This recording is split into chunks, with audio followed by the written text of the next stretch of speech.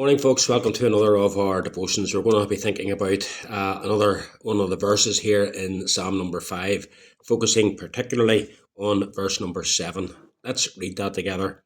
David says, "But I, through the abundance of your steadfast love, will enter your house. I will bow down towards your holy temple in the fear of you." We see David the psalmist here confident in God, despite the opposition that he's facing from his opponents. And in verse 7, David focuses his thoughts on God's grace. He says, "I, through the abundance of your steadfast love, will enter your house." Now, if that phrase, steadfast love, were expressed in New Testament terms, the word that we would use would be grace. God's undeserved love, his willingness to receive us and deal kindly with us, even though we don't deserve it. So David knows that he can come to God not because he was a much better person than his enemies who were opposing him and who were out to get him. He knew they were wicked, evil, and sinful people. But David didn't regard himself as someone who was a much better person than them, upright and godly. David knew that he too was a sinner, but he also knew that God was a God of grace and love, and in an attitude of genuine repentance and faith in God, that he could come to God and look to God for his help. He knew that God in grace would receive him. So David focuses on the grace of God as he approaches God. He focuses on God's steadfast love.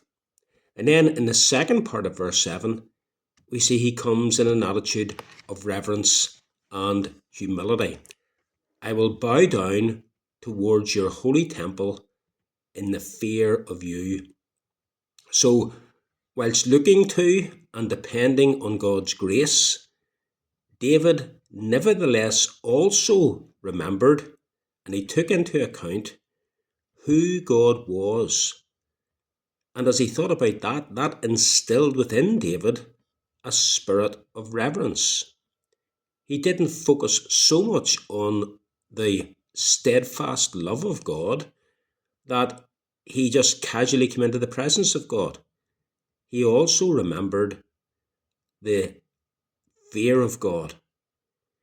Now, when he speaks about the fear of God, he doesn't mean a quaking terror of God. What he is speaking about is an appropriate reverence towards God.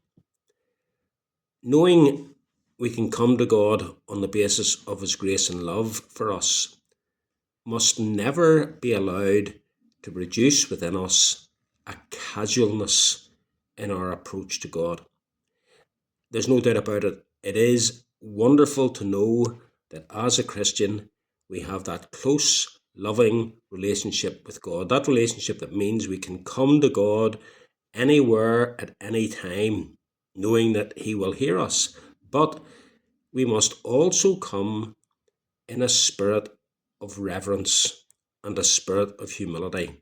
David says, "I will bow down towards your holy temple." And that phrase, bow down, it points to an attitude of humility, not an attitude of rights.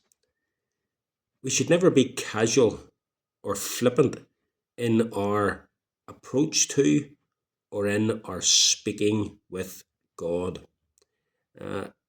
In some Christian circles, God is looked at upon as and spoken of as the man above or our best mate in the sky. The Americanism for it is that God is our buddy. Friends, that should never be our attitude to God. Yes, absolutely. we approach him with confidence, coming to him, focusing upon his steadfast love, his loving kindness, his grace, all of those things that are true of God in his attitude towards us as his children. But we must also approach God the way David did here, when he says, I will bow down, humility, in the fear of you, reverence. So as we come to God today, let us come like David, thinking about the abundance of God's steadfast love towards us.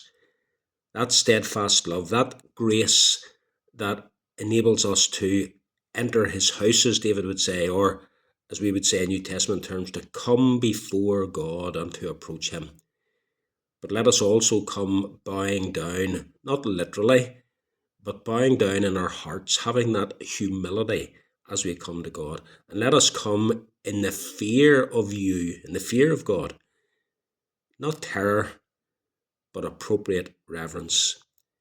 And with these two things in balance, focusing on God's love for us and also remembering who he is and thus reverencing him, let us come to God today as we approach him in our time of prayer.